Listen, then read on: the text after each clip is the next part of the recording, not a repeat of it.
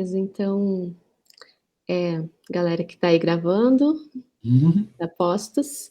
Então, boa noite. Estamos aqui com a F. Godoy, artista, que a gente vai fazer essa entrevista, esse processo de entrevista, nossa última entrevista do ciclo Viver de Arte. E, bom, já contextualizei, então, né, esse projeto é uma finalização do ProInter 3, né, dos projetos interdisciplinares do curso de Artes Visuais, licenciatura da UFO, e a gente está aqui para te conhecer. Então, assim, acho que para começar, a gente pode começar te ouvindo, assim, fale de você, apresente-se como você desejar, quem é F. Godoy hoje? Depois a gente começa com as perguntas. Gente, quem é F hoje? Eu não me fiz essa pergunta hoje. Geralmente eu faço, sabe? Porque eu sinto que todo dia a gente pode ser, alguém diferente, sabe? Sei lá. A gente é personagem da nossa própria história, né? Eu tenho uma frase que é: seja uma fábula. E eu acredito que cada um consegue construir uma fábula própria. Tem até um país que cada pessoa que, né, tipo, nasce nesse país, acho que é Suíça, sei lá, não sei, mas cada pessoa que nasce nesse país, ela é convidada não, ela tem que ter um livro seu lançado na biblioteca, né, na biblioteca pública desse país e tal. E eu queria que isso fosse uma verdade para o nosso país também, sabe? Porque eu sou uma fazedora de imagens, mas eu também sou uma fazedora de histórias, assim, histórias orais, porque sempre quando a gente vê uma imagem criada, a gente está contando de algo, né? Acho que a gente, artista, a gente tem muito para falar, né? A gente tem assuntos diversos e a gente vai escolhendo plataformas para dizer, né? Mas eu sou uma artista visual míope. Eu já tive a oportunidade de fazer uma operação para tirar a miopia da minha vida, mas eu amo poder retirar os óculos e ver embaçado, sabe? Porque eu trabalho com mistura de naturezas, né? Misturas de imagens. E quando eu tiro os óculos, é exatamente isso que acontece, tudo se mistura, tudo começa a ficar embaçado, e eu amo ter essa sensação, sabe, é um poder quase, eu não sinto que é uma anomalia a gente ter a miopia, acho que é um poderzinho, assim.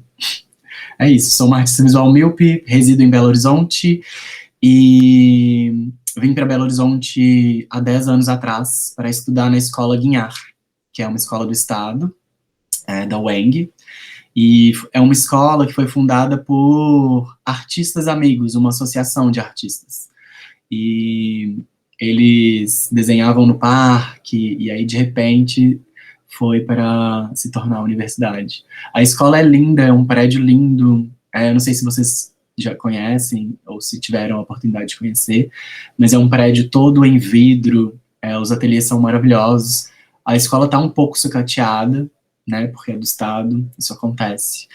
Mas foi um lugar que me abriu muito a mente, assim. Assim que eu entrei na Escola Guinhar, eu comecei um estágio também no Inhotim. E foi muito importante para a minha carreira, assim, sabe? Para eu entender coisas que são latentes na arte contemporânea e também a arte educação.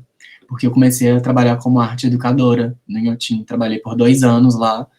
E, assim, foi mais uma formação, né? E eu sinto que eu também estou continuando a minha formação nas residências. Eu estava ontem mesmo fazendo um compilado, assim, de tudo que eu já participei, e eu contei 13 residências de arte em 10 anos de carreira. A minha primeira exposição foi em 2013, a primeira exposição que eu fiz, individual, por um edital do BDMG Cultural, e amanhã eu vou fazer a minha exposição, assim, tipo, 10 anos, onde eu vou exibir só pintura. A primeira vez que eu vou exibir só pintura, porque geralmente eu exibo desenhos e instalações. É isso, acho que eu resumi bastante, né? Obrigada. A primeira pessoa que vai fazer perguntas para você é o Pedro. Boa noite de novo, Boa Pedro noite. e Carol. Então, para a gente abrir, a primeira pergunta é: De onde surge, a princípio, a inspiração para os seus trabalhos? De imagens, com quais conceitos filosóficos, vivências, e como uma coisa leva a outra, como você vincula essa coisa ao trabalho final, ao resultado. Sim. Tem uma frase que eu coloquei num vídeo uma vez, que é uma aquarela, que está escrito assim: criar tem a ver com viver. Criar tem a ver com viver, sabe? Tudo me afeta. A nossa conversa hoje aqui pode se tornar um trabalho. Então, eu tô sempre atenta, sabe? Sempre atenta a tudo que pode me atravessar. Então, acho que a minha maior motivação para trabalhar é estar viva. Né? E também atenta, né? Viva e atenta aos sinais, assim. Uma folha que cai no meio do meu caminho, ela pode estar me dizendo coisas que eu ainda não tinha imaginado. E eu acho isso muito potente, assim, muito lindo, sabe? A minha maior inspiração mesmo é a natureza, porque eu sinto que a natureza, ela tá há muito tempo contando pra gente que existe diversidade, né? Então, eu bebo muito dali, da natureza, o tempo todo. Eu tava até vendo um vídeo ontem, que era falando, se você ficar olhando para um rio, para uma água, seja um rio, seja uma lagoa, seja um mar, por um tempo, isso vai aliviando o seu estresse, assim. E eu acho que, não que a arte tenha que ter essa função, mas eu acho tão bonito quando uma pessoa fica presa, olhando para uma imagem que foi criada por alguém, sabe? Esse magnetismo me fascina, assim. Então, as minhas inspirações maiores são a natureza, a música, porque eu não vivo sem, assim. E também, bom, poesia. Eu sou fascinada por poesia, amo ler Manuel de Barros, acho que faz meus olhos brilharem, assim, consigo construir imagens a partir do que ele fala, acho que muita gente, né? E Clarice Lispector também, amo demais. Contos Fantásticos do Murilo Rubião, que é mineiro, e foi um inventor do realismo fantástico, né, na literatura, e eu acho que o meu trabalho, ele também bebe muito do realismo fantástico, trazendo imagens para o mundo. E, bom, acho que é isso, assim, minhas inspirações são essas. Mas eu acho que as inspirações, elas mudam também, né, de tempo em tempo, assim. Isso. Muito obrigado. Eu sou uma pessoa muito conectada com a natureza também. Quando eu quero tô mal e eu quero me acalmar, eu abraço uma árvore. Ai, tudo. E eu sinto que ela suga tudo, ela leva tudo embora. Então, muito obrigado. Eu passo agora a palavra para o Dante, que vai fazer a nossa segunda pergunta. Ai, deixa eu só comentar uma coisa, que hoje eu tava na montagem da exposição, e eu fiquei lá, assim, tipo, um tempo alongado, né? Essa exposição que eu vou abrir agora, ela se chama Conversas Telepáticas sobre Assuntos Preferidos. É uma exposição só de pintura, e tem muito da natureza, assim, porque eu fiz uso de ayahuasca e de cogumelos para poder criar as pinturas.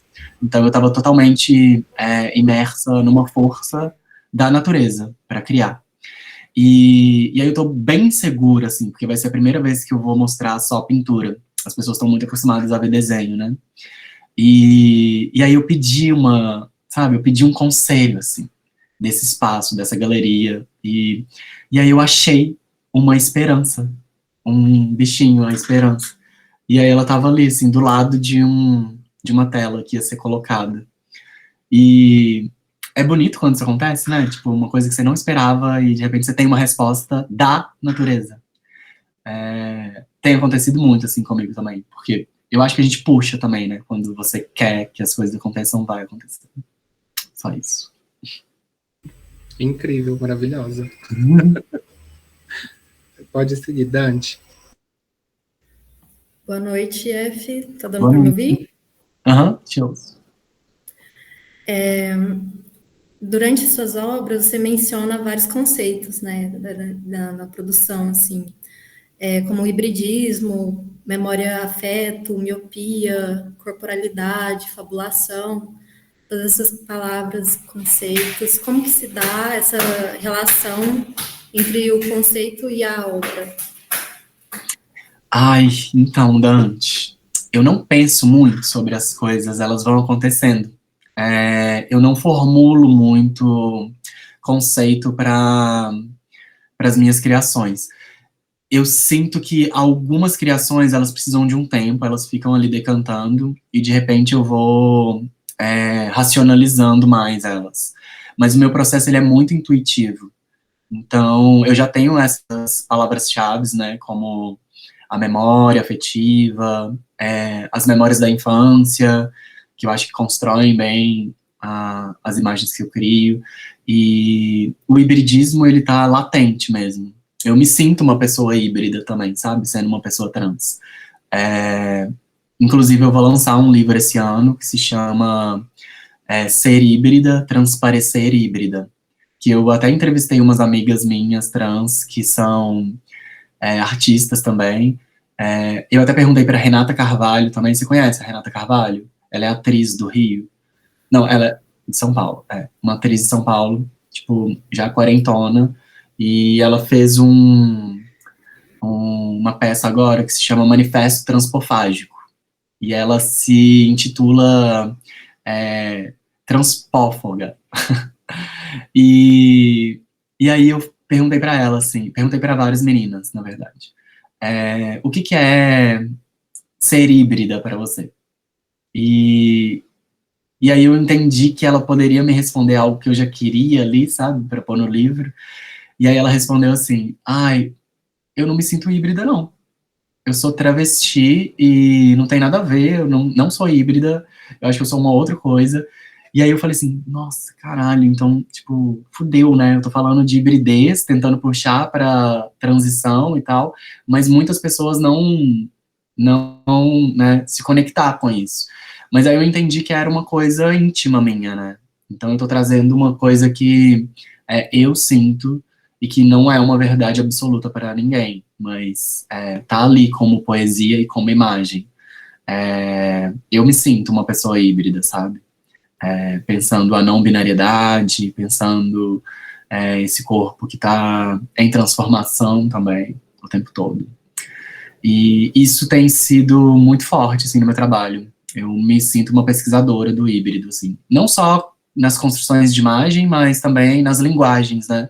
Quando a gente mistura música e pintura, quando a gente mistura um vídeo onde tem narração e tem processo. Acho que o cinema, ele dá conta da hibridez, né? Que ele mistura tudo, assim. Estou muito interessada também nesse campo. A próxima pergunta era justamente sobre esse hibridismo, e eu me identifico muito também com esse conceito, assim, como uma pessoa trans, né? Uhum. Eu acho muito legal essa questão da metamorfose, né? Da transformação, das alterações, enfim. Tudo. Eu acho muito legal esse Porque a gente está conceito. vivendo isso, né? A gente vive essa transformação diariamente, né? Isso é muito louco.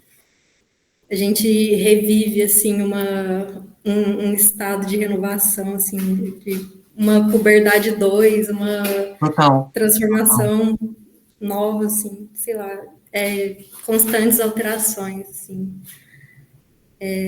Mas, já que você já respondeu, né, sobre os hibridismos, se você quiser elaborar um pouco mais agora, ou se você quiser passar para a próxima. Então, eu acho que tá aberto ainda também essa pesquisa do hibridismo, né? Eu estava escrevendo um edital para aplicar um projeto, né, para aplicar para um edital, e aí eu comecei a discorrer sobre o hibridismo, assim, mas eu acho que tem tanta coisa, porque dentro dessa, né, tipo, é um grande guarda-chuva também, né, você entender que ele pode ser linguagem, ele pode ser uma expressão, né, também, pode ser também lido, o hibridismo ele pode ser lido também só como imagens, porque eu sinto que as imagens que eu produzo são sempre híbridas, isso sem dúvida, mas é uma pesquisa que ainda está acontecendo, sabe? Acho que depois de muito tempo a gente vai poder elaborar mais fácil essas coisas. Eu sou uma pessoa muito intuitiva, viu? Eu acho que a escrita em caderninho e diário de bordo me ajuda muito a organizar esses pensamentos e trazer uma organização mesmo, sabe? Tipo, Entender que as coisas, as palavras, a poesia, elas vão encontrando lugar e encontrando imagem também. Você mencionou essas pesquisas, eu queria saber que, tipo, se tem algum material que você recomenda, assim, para a gente estar dando uma olhada, porque você está falando as referências aqui, eu já estou anotando tudo. Tudo. Então,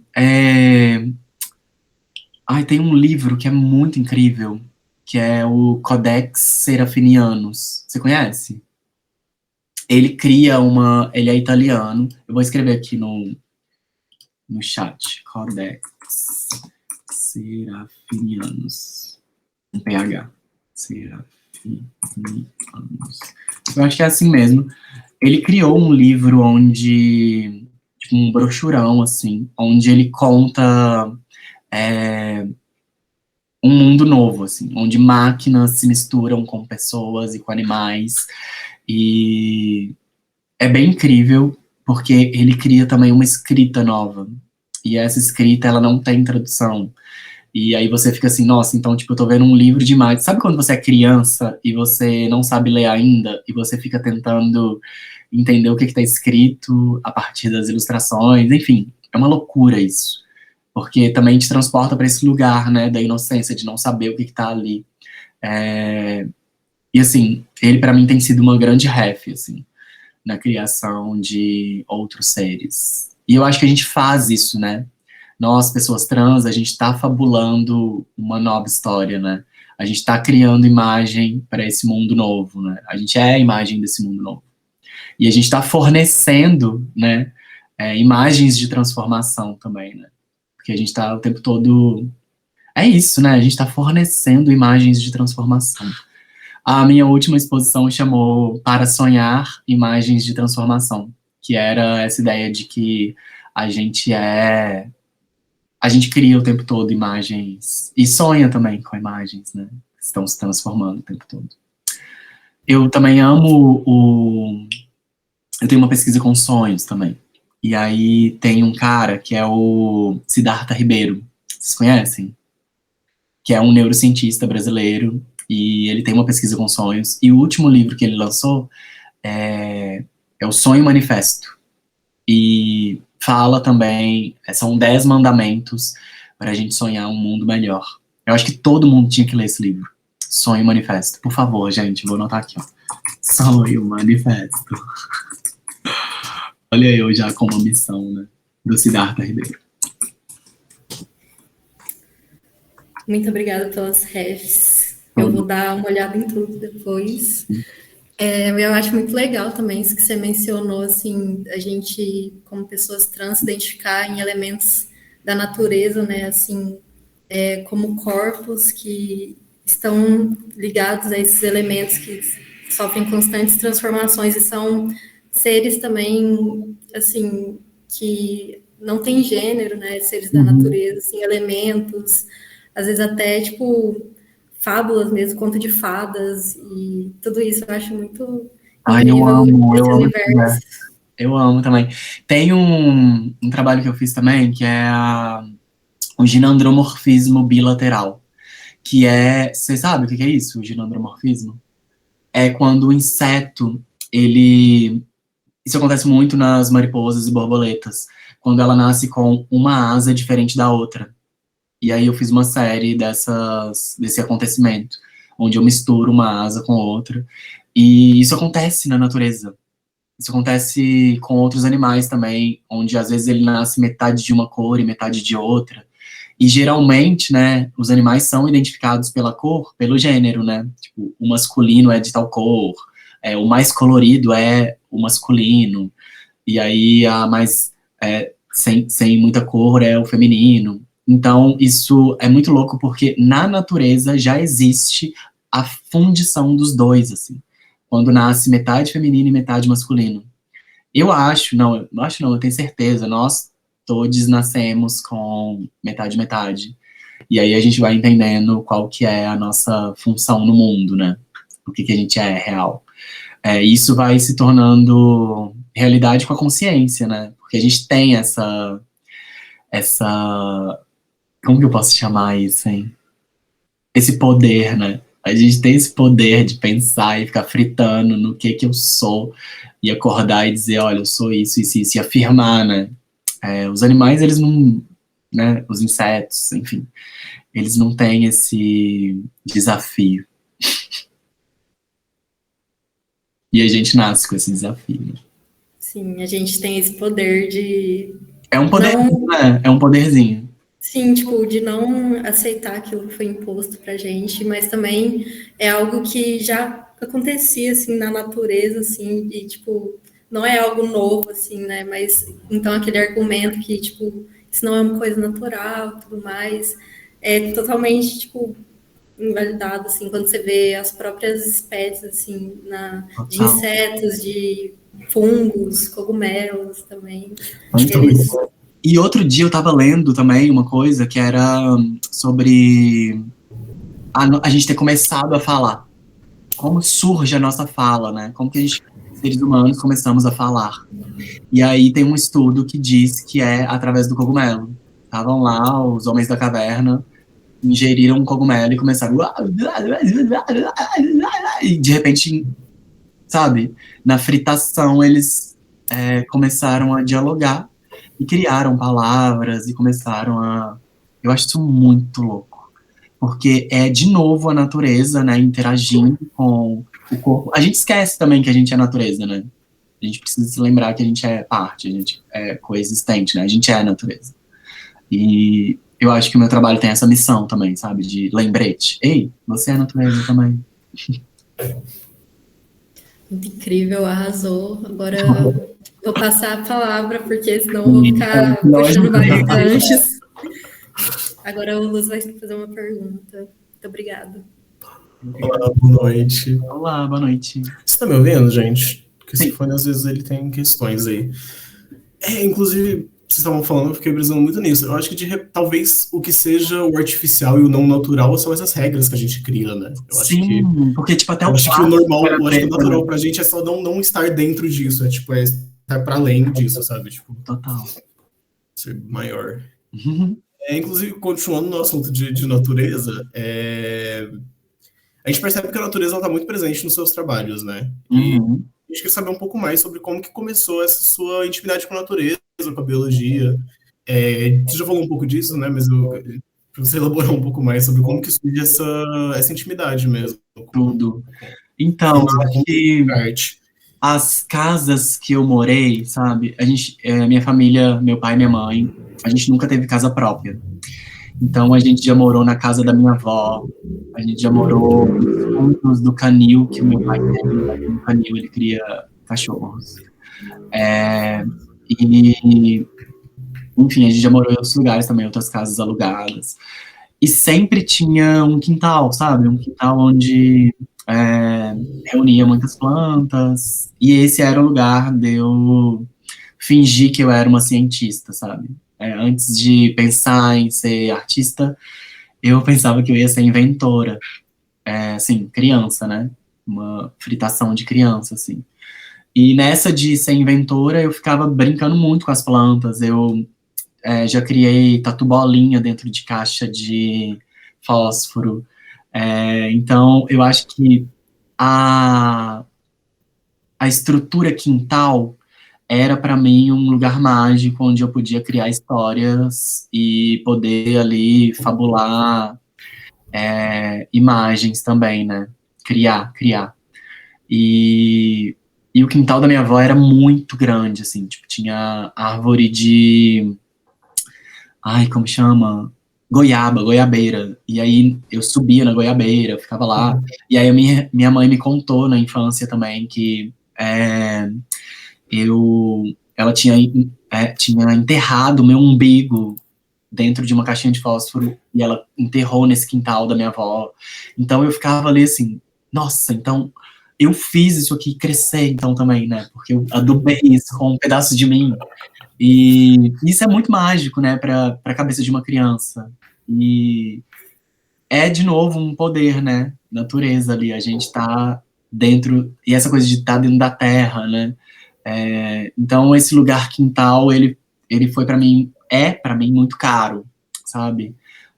Eu até, a última residência que eu fiz agora, que foi no Rio Grande do Sul, eu trouxe essa temática. A residência, ela teve esse nome, Para Fabular Quintais, que foi essa vontade de trazer essas conversas, sabe? Que não são só minhas, né? Eu acho que muita gente compartilha de histórias de quintais também, né? É um lugar para a gente poder descansar, é um lugar para a gente poder ter contato com o sol, que é a vitamina, é um lugar para a gente fazer festa, para a gente comemorar, para a gente, enfim, fruir, né? Fruir descanso também. E para as crianças, né, aproveitarem e gastarem sua energia. E aí eu tô fazendo esse processo agora, sabe, com as oficinas que eu tô dando uma oficina que se chama Para Fabular Quintais, que é a construção de um livreto. Cada pessoa, cada participante é convidado a criar um livreto onde conta um pedacinho da sua experiência com o seu quintal. E tem sido tão lindo ouvir as histórias das pessoas, sabe? E aí eu convido, claro, para essa criação ser através da poesia e do desenho. Então, eu até agora fiz com crianças de 8 anos e 13 anos de idade. Primeiro fiz uma turma, depois fiz uma outra turma, e agora eu vou ter a oportunidade de fazer com adultos. E até tive um convite de um SESI em São Paulo, SESC. E aí eles falaram assim, mas a gente queria uma oficina para adultos. Aí eu falei assim, mas essa também é uma oficina para adultos. Eu achei tão interessante isso, sabe? Tipo, já que a gente tá falando de população, aí colocaram na caixinha da criança, sabe? E eu falei assim, não, mas essa é uma oficina que pode ser para adultos também. Mas enfim, eu acho também que eu mostrei imagens só de crianças, aí eles devem ter tido essa leitura também, que era uma oficina infantil, né? Mas eu acho que ela super cabe para a gente aqui fabular também. Sim, deve ser muito interessante essa perspectiva também, né? De perceber, tipo, como que as pessoas nessa... Porque mesmo acho que entre 8 e 13 anos já tem muitas diferenças, né?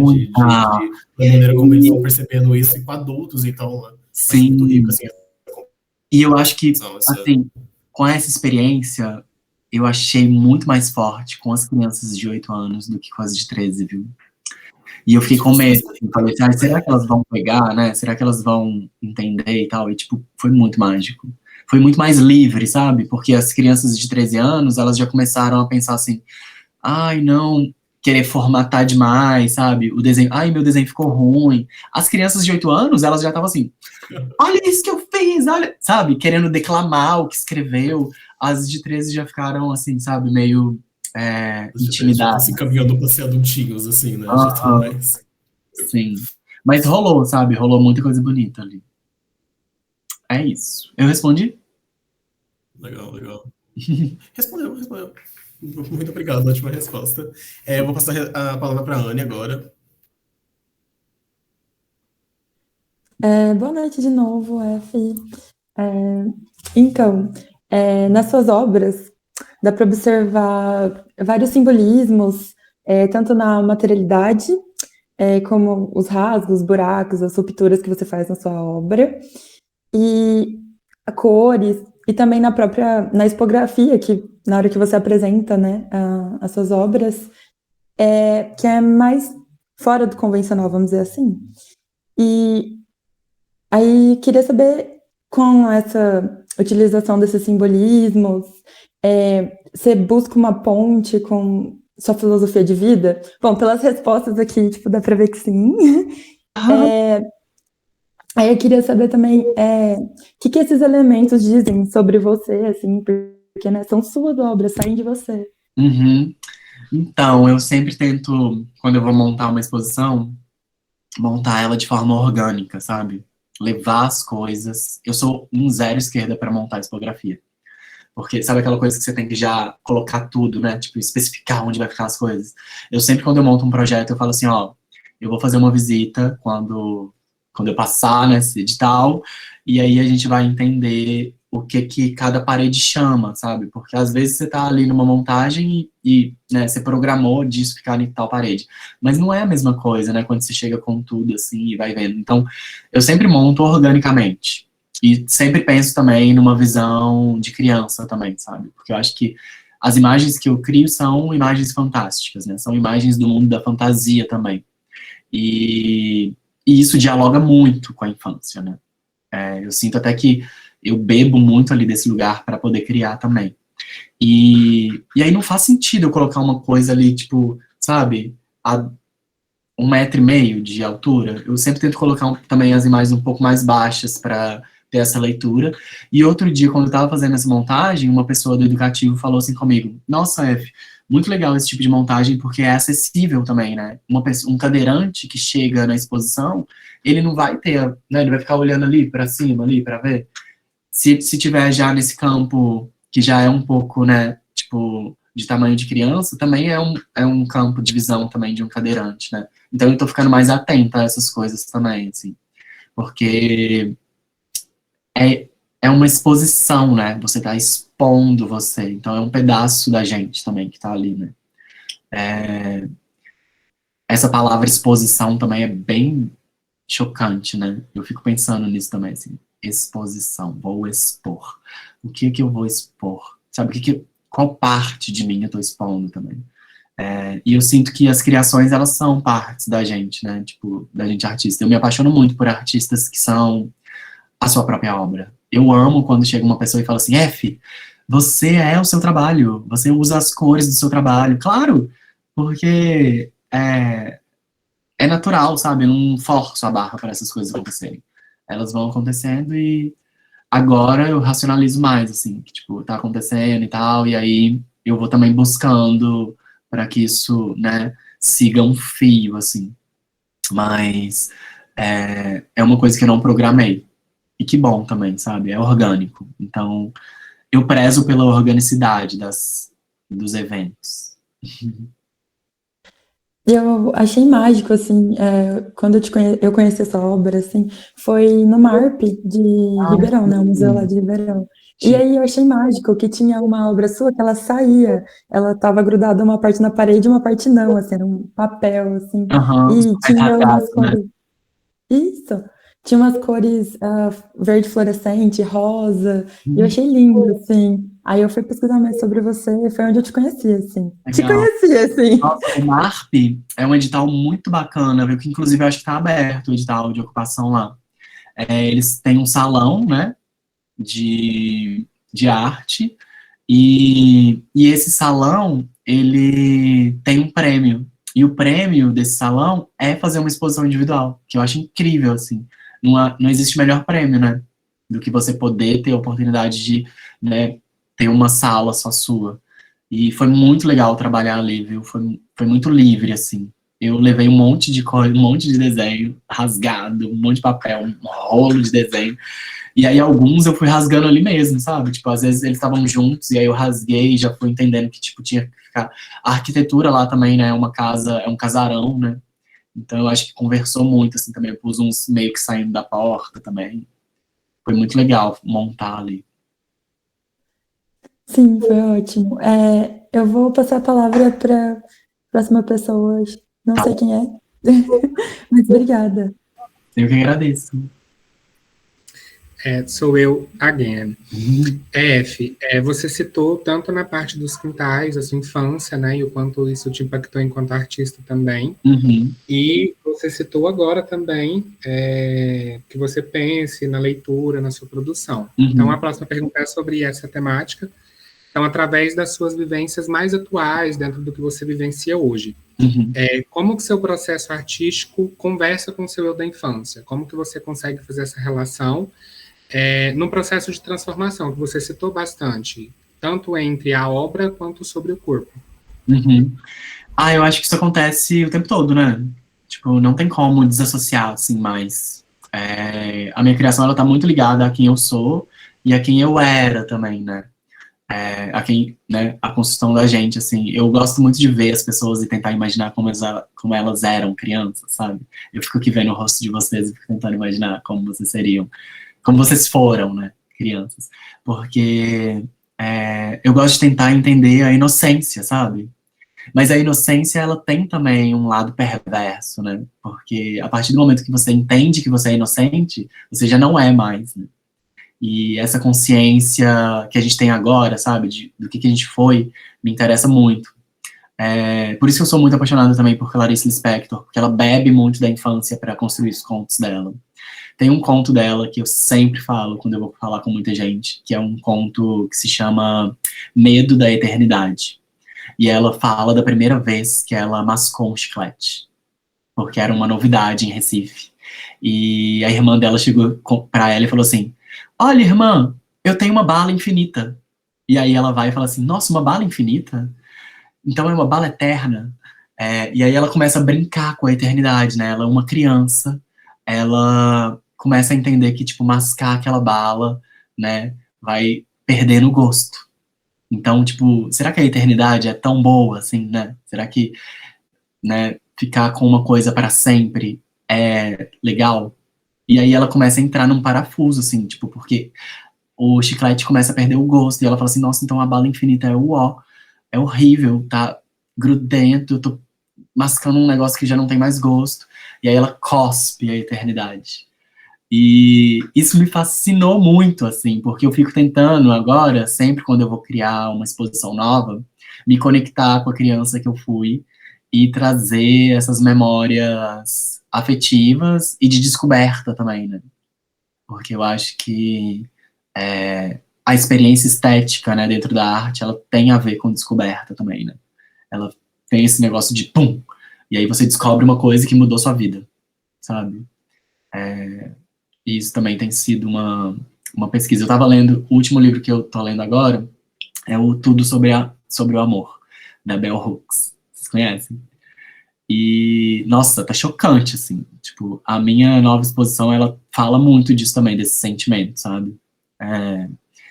Que é latente na nossa vida, né? O amor.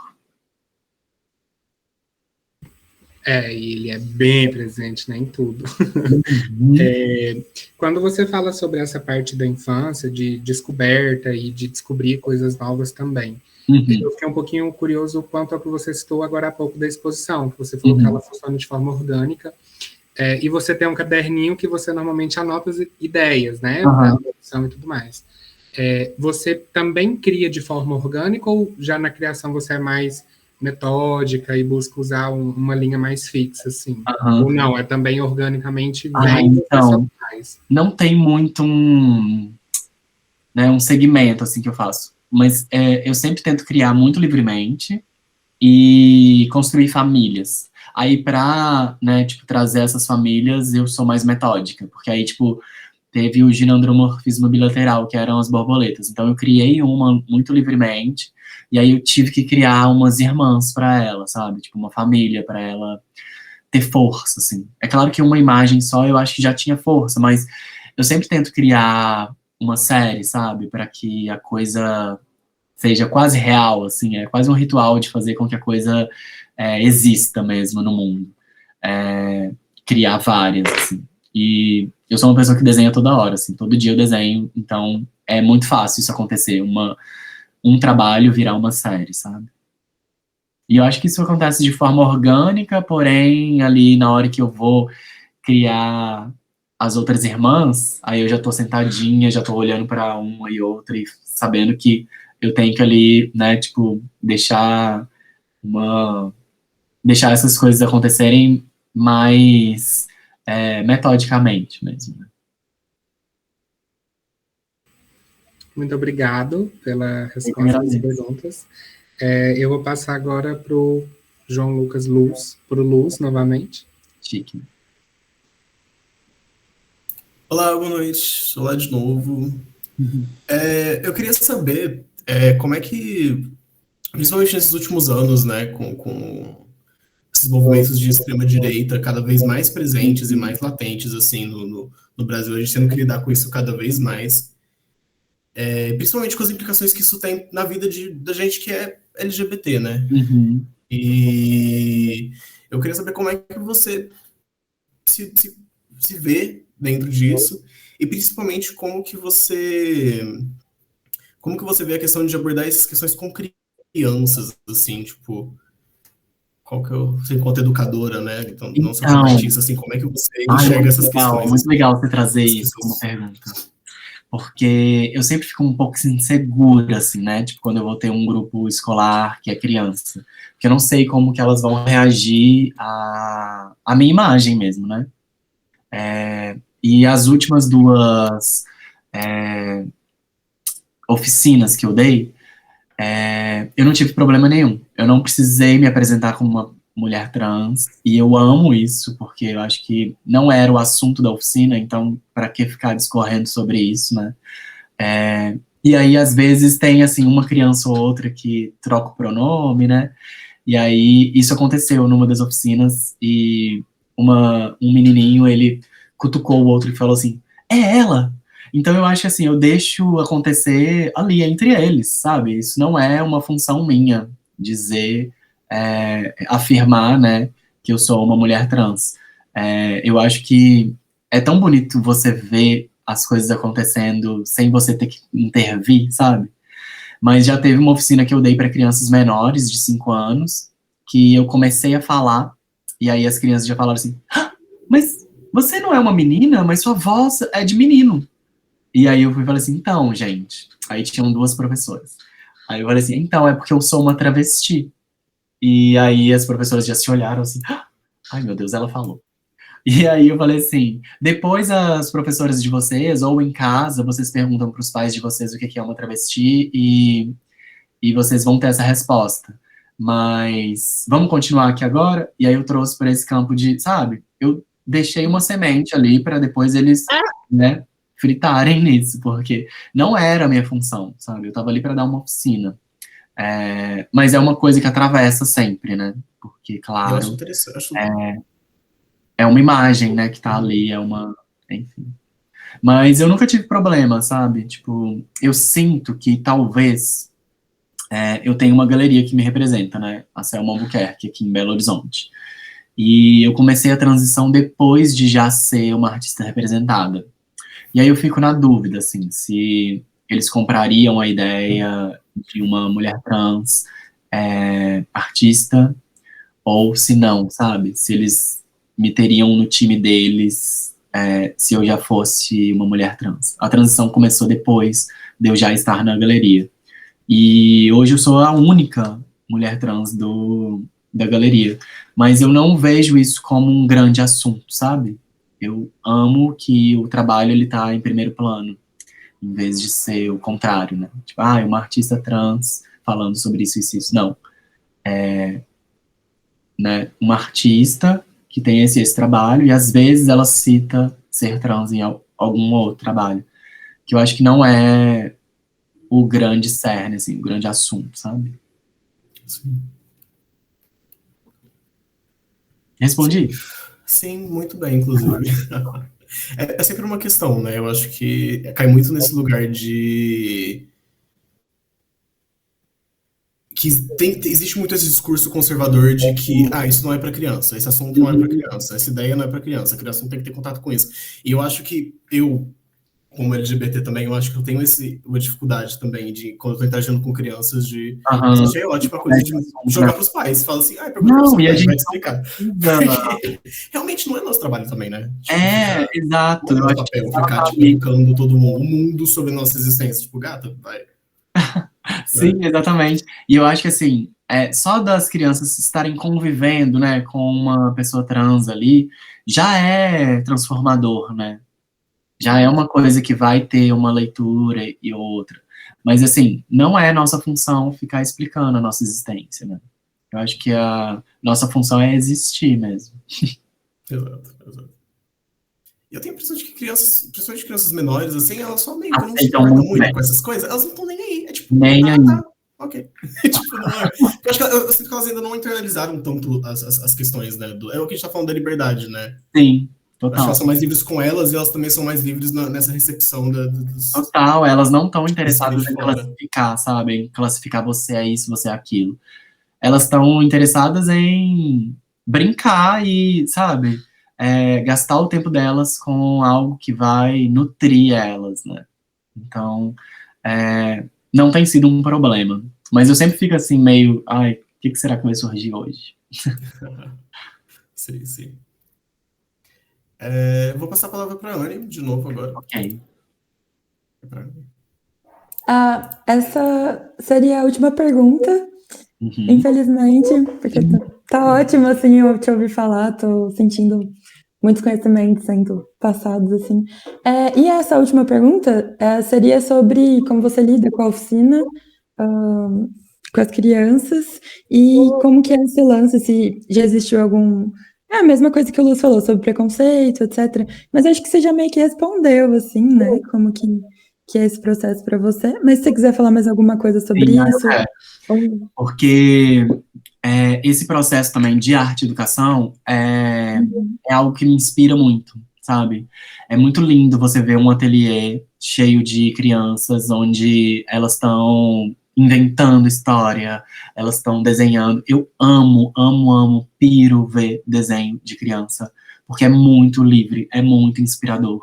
E assim, cada vez mais que eu vejo essa criação, me dá mais vontade de desenhar, sabe? Tipo, de continuar fazendo o que eu faço.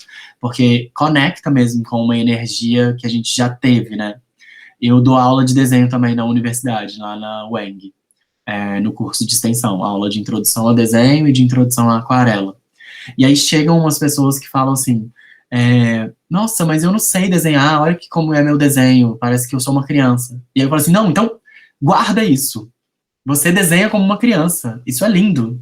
Porque a pessoa parou de desenhar na infância, né? Então ela volta a desenhar no mesmo estágio, né? No mesmo estágio que ela estava ali. Então ela parou no tempo.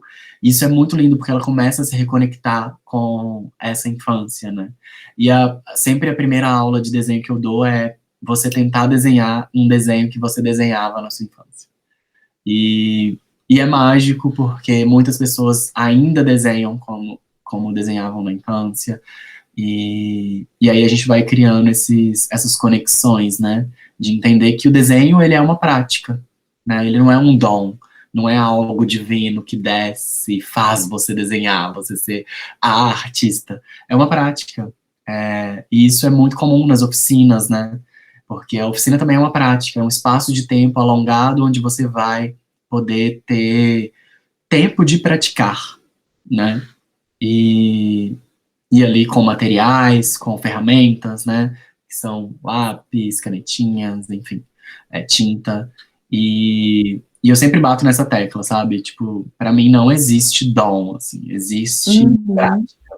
A gente aprende tudo, né? Se você faz muitas vezes, você vai lapidando aquilo e entendendo que você pode ir progredindo, né?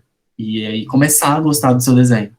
Então, eu acho que é uma escola mesmo para mim, assim, ser uma fazedora de imagens. Porque eu tô sempre aprendendo e sempre subindo um degrauzinho, assim, sabe? É interessante também que você já falou sobre que as suas referências mudam, né, suas inspirações, e a sua arte também, né, vai mudando. Eu acho interessante da oficina, né, do aprendizado artístico, que, assim, tá tudo bem também se você desenhar como você desenhava quando você era criança. Cada um tem sua própria individualidade ali, tem seu jeitinho. Seu tempo, né? Cada um tem seu tempo também, porque é importante entender que, né, tipo, você tá num curso ali, né, uma oficina de desenho. As pessoas vão estar em lugares diferentes, porque cada um tem o seu tempo também de construir as coisas, né? E eu acho que a gente tem que estar atento a isso na educação, né? Igual porque uma turma, igual aqui, né? Uma turma é muito diversa. Então, não tem como você deixar todo mundo alinhado, né? E eu acho tão bom, porque é nessa desordem que vai acontecendo a constelação, né? Um desenho das estrelas juntas, ele não acontece na linearidade, né? Ele acontece quando uma tá aqui, outra tá aqui, outra tá aqui, outra tá aqui, e elas constroem junto um desenho, né? Essa troca é linda, é mágica, assim. E os pontos, né? E a gente tá aqui ligando, né? Tum, tum, tum. Sim. É isso, eu acho que, não sei se alguém quer perguntar mais alguma coisa, se alguém tem alguma curiosidade, ou se você mesmo quiser falar alguma coisa de você, fica livre. Tá. Não, eu acho que eu não tenho mais nada pra falar, não. Mas vamos conversar. Tá bom. Eu vou comentar. Alguém ia falar? Vou fazer só um comentário, assim. Achei encantadora a tua fala. Fiquei aqui pensando, assim, como você faz uma conexão. Você cria filosofia, assim, você cria conceitos a partir da tua fala, a partir da tua poética, a partir desse teu processo.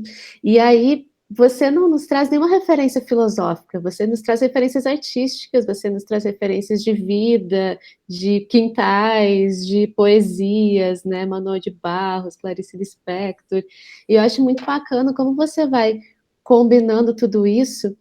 E aí, junto com essa ideia de que me parece muito esse processo da fabulação mesmo, que é um conceito que é muito discutido no campo da filosofia contemporânea, assim, na Deleuze e Guattari, vão falar desse lugar da fabulação, e que é muito isso que você está trazendo, assim, de uma fabulação que não é infantilizar, não é ser como uma criança, né? E você coloca muito bem essa questão, assim, a gente não tem mais a inocência, a gente não consegue ser esta criança. Não tem como voltar, né? Como a gente consegue ser...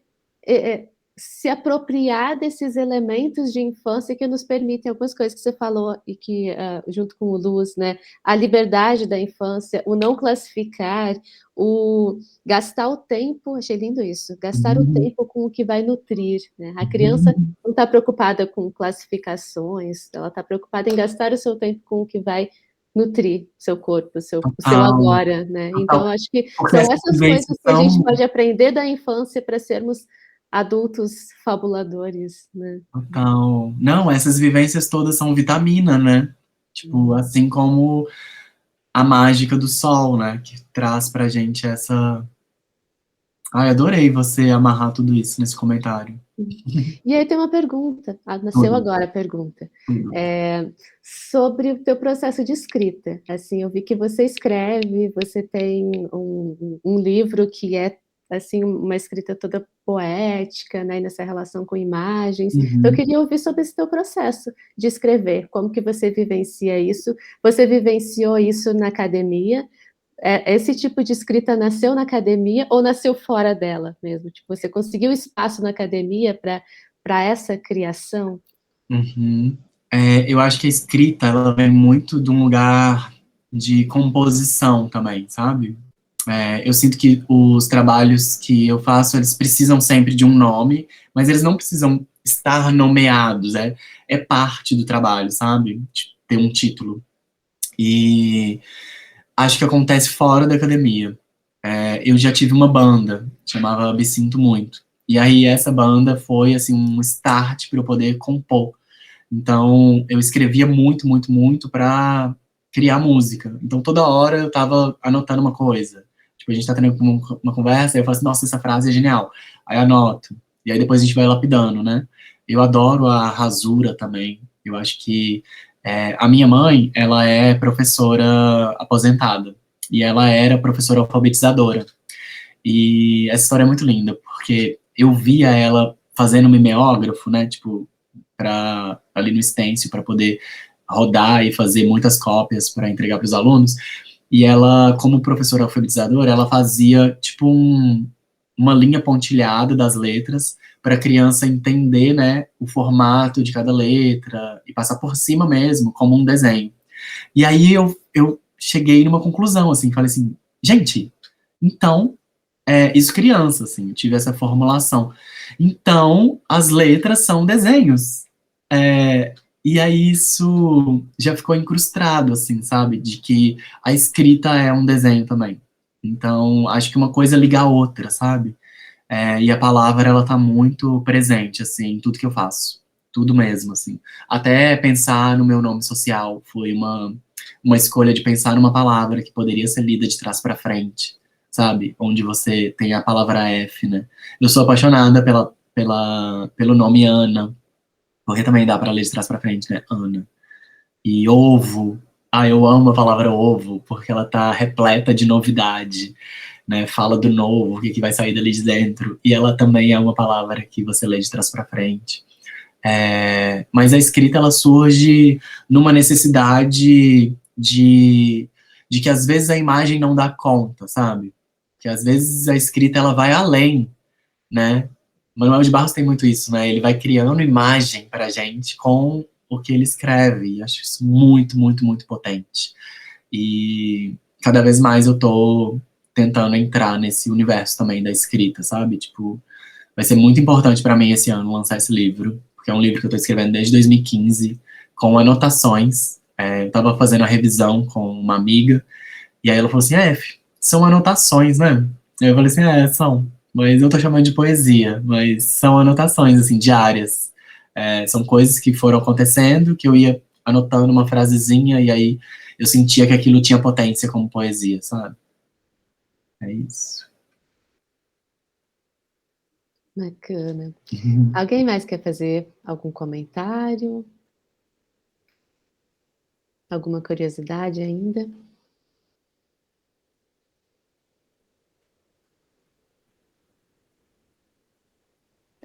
Eu queria... Algum elogio?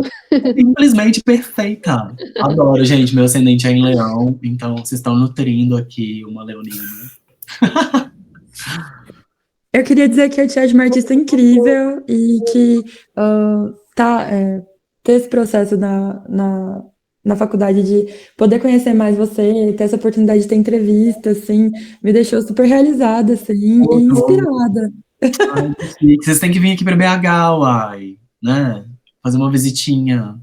Vem para exposição, gente. Isso é um convite? Pega um BlaBlaCar. Bora! BlaBlaCar! A exposição abre amanhã. Fica até quando? Então, essa mostra, como era uma galeria privada, né? Não é uma instituição, vai ficar durante 2 ou 3 semanas, porque já vai vir uma outra exposição depois. Mas, eu quero muito girar com essa exposição, sabe? Eu tô muito Dá para você vir também, né? A gente tem um mundo aqui, que é o Museu Universitário. chique. Me convida, gente. Eu amo poder viajar, conhecer lugares e poder estar difundindo essa ideia de que a gente é natureza. Fiquei com muita vontade de participar de uma oficina tua. Eu acho que essa seria uma experiência bem legal, assim, se a gente conseguisse trazer você para oferecer uma oficina de criança aqui pra gente. Demais. Ou de adulto também, bom, quero. Sim, para todas as idades. Tem uma pergunta aqui, a Ranelli. Você tem outros trabalhos futuros além do lançamento do livro? Gente, vou contar uma coisa para vocês. Vai acontecer uma residência ano que vem de um instituto que chama Seine Art Project, que é um instituto da França de arte contemporânea, e eles têm um programa de residências. E eu fui selecionada. Eu vou ficar 3 meses em Paris. 2 meses numa exposição e 3 meses em residência. E eu tenho aplicado projetos para residências, sabe? Que são espaços de tempo para a gente poder fruir uma pesquisa. Nessa residência, eu ainda não tenho uma pesquisa formulada, mas eu disse que eu ia trabalhar com desenho. Então, eu mostrei meus trabalhos de desenho, mostrei a pesquisa de hibridismo, mas eu estou livre para poder começar uma nova pesquisa. Então, acho que vai ser um momento muito incrível, assim, da minha vida. É isso, por enquanto. Bom, muito obrigada, então. Foi bacana demais poder contar com a tua presença aqui, conversando com a gente. Eu que agradeço, gente. Eu acho que a gente podia fazer uma fotinho, uma foto. Quem tiver a fim de abrir a câmera aí, gente. Abre aí, gente, deixa eu ver o rosto de vocês. Deixa eu ver. Joga o cabelinho pro lado. Joga! Ai, que bom que tem alguém. Abre, gente! Bora! Não estava no script. A galera não sabia que ia ter que aparecer. Ai, eu amo. Oi, galera. Oi, Anne. Oi, F, você arrasa, meu Deus. Que bom ver vocês. Tudo chique. Façam prints aí, vocês, sorrisos.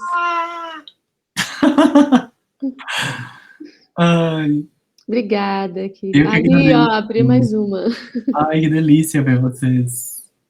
Que delícia. Maravilhosa, muito Olha, obrigado. isso, toda essa Amei gente demais. abrindo a câmera para você, olha, Eu amei. a galera Estou me sentindo galera curtindo. lisonjeada. Em aulas online essas coisas não acontecem. Achei chique. Obrigada pela presença. Isso, Amei, amei. fechou, gente. Beijão, muito Beijo, obrigada. beijo. Muito obrigado, boa noite. Boa noite, gente. Sextou, hein? Obrigada. Sextou. Sextou.